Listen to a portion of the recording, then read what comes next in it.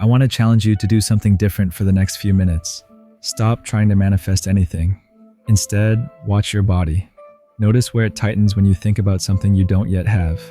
That tiny squeeze, a jaw clench, a hollowed chest, a shallow breath, is the control loop. If you can find the exact place the tension begins, you found the input. Right there, you can start to loosen the code that feeds scarcity and step into effortless receiving. Ready to map the invisible loop? You've probably seen people who work themselves into the ground, yet still end the day feeling behind. They level up skills, stay late, plan every detail, and somehow go to bed with that strange sense of not yet. That feeling isn't an indictment of effort. It's a symptom of a quiet program running beneath the surface, a routine most people never notice they installed for themselves. Scarcity is not primarily about money, timing, or talent. It's an operating system. It's an invisible filter that decides what your brain is even capable of seeing as possible. Scarcity is a small instruction embedded in your nervous system.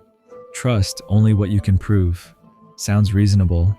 I'll relax when I've saved enough. I'll be confident when I land the job. I'll open up when I know they won't leave. But every one of those sentences runs on the same faulty logic.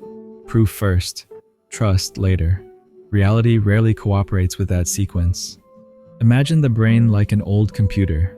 You feed it a thought, conditional trust, and the program runs. The process ramps up control, tightens posture, accelerates the heart. Out comes more anxiety, more micromanaging, more grasping. That output becomes fresh evidence for the original instruction. See? You're not safe yet. And the loop restarts. You've become both the coder and the data the code uses.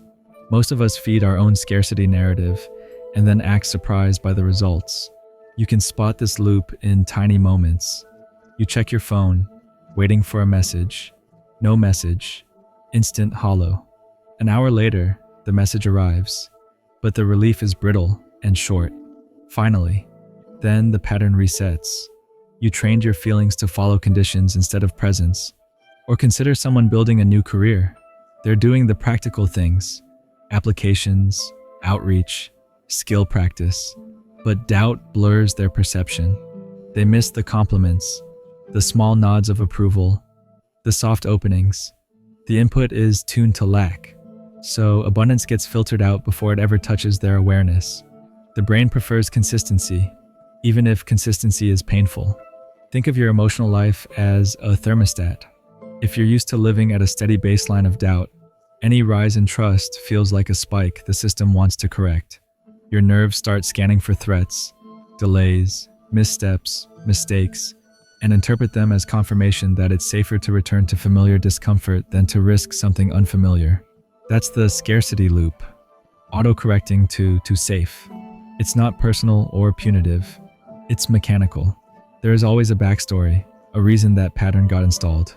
Maybe you grew up hearing love must be earned, so even in adulthood you overwork for affection, managing impressions, predicting reactions, counting credits toward worthiness. Or maybe finances were unpredictable for years, and you learned to grip money like oxygen.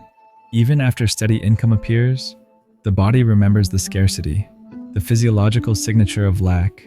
Tight shoulders, shallow breathing, clenched stomach can live in you long after circumstances change. And here's the paradox. The stuck feeling isn't random. It's designed to protect the system's stability. Every "I need proof before I trust" moment is the operating system defending its rules. But once you see it that way, you stop attacking surface problems and start debugging the mechanism itself. You begin to notice where conditional trust sneaks into your life. The pause before you've hit send, the hesitation before you apply, the small tug in your throat the moment you consider enjoying something that's already working. Those moments aren't failures. They're system alerts. If this is a loop, then the logical question is, what happens when you interrupt the input? What if the first signal, the one that says, "I'll trust when I see proof," flips to a new command, "I trust," as the proof forms? If you can do that, control has nothing to feed on. The loop runs out of fuel. The program begins to rewrite itself. That's when abundance stops being a concept and becomes a lived condition. Why does trying harder often make things feel worse? Because effort born of fear broadcasts desperation. When your actions come from tightening and micromanaging, they loop energy back into the very scarcity you're trying to escape. It's not that effort doesn't matter.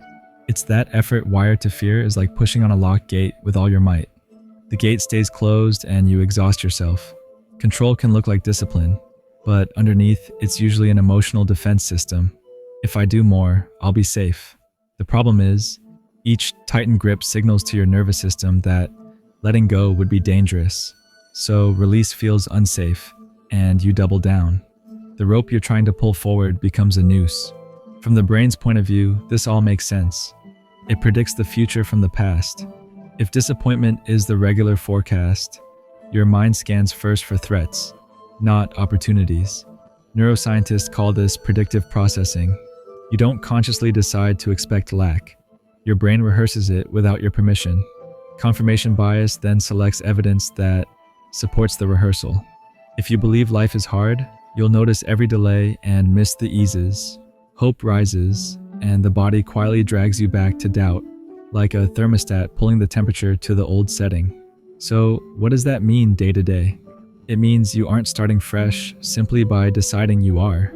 You might be replaying memory disguised as today. The pattern looks familiar. The colleague who prays for recognition but triple checks every email. The person who collapses into bed exhausted because they manage tomorrow's risks all day. The person who keeps changing jobs, hoping the next one will finally let them relax. The invisible loop repeats with new scenery. The cost is high. Constant vigilance drains vitality. Sleep doesn't refresh. Intuition gets drowned in noise. And natural timing slips away. You stop sensing when to rest, when to strike, when a thing is ripe. Here's the crucial shift. One that changes everything without requiring radical overhaul. Stop treating the cycles as failure and start reading them as information. Frustration maps where the system runs strongest. Fatigue points to where trust has been replaced by vigilance. The lack of flow is not punishment, it's instruction. It says you're pushing where you'd be better off allowing. When you interpret triggers as guideposts, every irritation becomes a teacher instead of an enemy. This is freeing, because it reframes control not as a sin to remove, but as a tool overused. Control's original job is safety. It keeps you alive, but when it's the default, it becomes defensive and blocks life's currents. Recognize control's good intentions, then reassign it. Teach it that sometimes safety looks like receptivity. The single leverage point is simple. Change where the system takes its first cue. Move the input from proof first to trust as proof forms. A tiny change at the input rewires the whole feedback loop. When conditional trust flips to unconditional trust, the scarcity loop runs out of energy. The output, those predictable, lack-driven outcomes, begins to update. You stop feeding old data into an obsolete program. This isn't magical thinking. It's signal processing. You're altering the source code of your emotional operating system. I don't mean this sounds easy because it isn't always comfortable. The brain resists feeling safe before seeing evidence. It prefers contracts before commitment, results before belief, comfort before release. That's why trust feels like a leap. It asks you to reverse the brain's wiring. Feel safe first, watch the proof form second. The brain hates that reversal, but the flow of life depends on it. A useful metaphor, flying through turbulence. Your instinct is to grip the controls, stare, and manage every twitch of the plane. But planes have autopilots for a reason. The autopilot navigates with steadier precision than frantic human hands can. Letting go and switching to autopilot feels terrifying at first, because you're surrendering visible control to an unseen system. Yet, the flight stabilizes. Trusting life is like engaging that autopilot. You stop translating every wobble into danger and start reading it as a correction. You'll know you've slipped back into manual mode by how your body signals. Shoulders tighten, breath shortens, the throat constricts. That contraction isn't proof something's wrong. It's the old scarcity program reactivating. When that rush of urgency screams, "Fix this now." Don't respond immediately. Watch it. Breathe. Give space to the discomfort without fueling it with action. Each pause before reaction teaches your body a new language. Trust does not equal recklessness. Trust is a posture that lets stability reform without interference. Systems theory shows small changes at high leverage points transform entire structures. Trust is such a point. You don't need to rewrite your life to change your life. You need to change where your system takes its cue. Shift the input from proof-seeking to trust, and the network of feedback starts aligning itself. You won't always see immediate miracles. The old loop will test you with delays and mixed signals. But instead of reading glitches as blocks, read them as recalibrations. Evidence the output is indeed updating. The real proof is not a single event, but a pattern. Fewer frantic reactions, clearer opportunities, fewer wasted cycles. Here's a practical minute-by-minute practice you can try this week. It's small, non-religious, and immediate. First, notice. 3 times today, stop and find the first place your body tightens when you think about something you want. Name it. Jaw, chest, belly. That's the input. Second, pause. When you feel that contraction, breathe into it for 5 slow counts. Don't fix anything. Just map the sensation. Third, reframe. Say silently, I trust as the proof forms. Not I'll trust when, not I'll trust if. This tiny wording is the programming change. Fourth, act lightly. Do one small, non-gripped action toward your goal. Send 1 email, post 1 idea, make 1 call, but remove outcome expectation. Act from curiosity, not desperation. Fifth, record. Note what changes. Not every action will pay off immediately, but your perception will shift. You'll start to spot timing you missed before. The brain relaxes enough to register cues it used to filter out. Let me give you a concrete example. Someone I know lived in financial unpredictability for months. They applied, chased clients, micromanaged every lead. Nothing stuck. 1 week, they tried a different posture. No frantic chasing. They focused on service, reached out when the timing felt right, and followed a few small intuitions. Within days, a polite contact turned into payment and an overdue invoice cleared. Was it magic? No, it was perception. When trust opened, their brain relaxed and started noticing windows that had always existed. Windows doubt had been screening out. Surrender is not passive. It's selective. It's active receptivity. You're not standing still. You're sinking into openness. In that space, your actions sharpen because they no longer run through the filter of panic. The scarcity program loses authority when you stop trying to disprove it.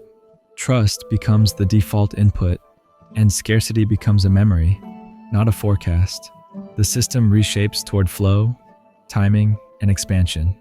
Conversations happen at the right hour. People respond with ease. The output of abundance is revealed, not manufactured. When that shift happens, something subtle and profound changes in you. You stop seeing yourself as a broken thing that needs fixing and begin to recognize you were always a system calibrated for expansion. The myth of lack falls away because its purpose is fulfilled. It brought you back to the one lever that unlocks movement. Trust. Abundance doesn't drop into your life from the outside. It appears when you stop arguing with what is and begin syncing with it. When your thoughts, emotions, and choices stop resisting reality, flow replaces effort. The paradox is wild. The less you chase, the more life meets you halfway. So here's the call. Not to push harder, but to trust deeper.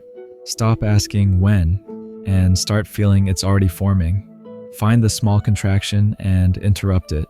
Breathe into the tension. Reprogram the sentence in your head from I will trust when to I trust as the proof forms. Act, but with lightness. Notice. Repeat. Over time, your system quiets, and what you want, it begins to unfold, drawn to the new frequency you've set. If something here landed and you felt even a small unclenching, do one small, courageous thing.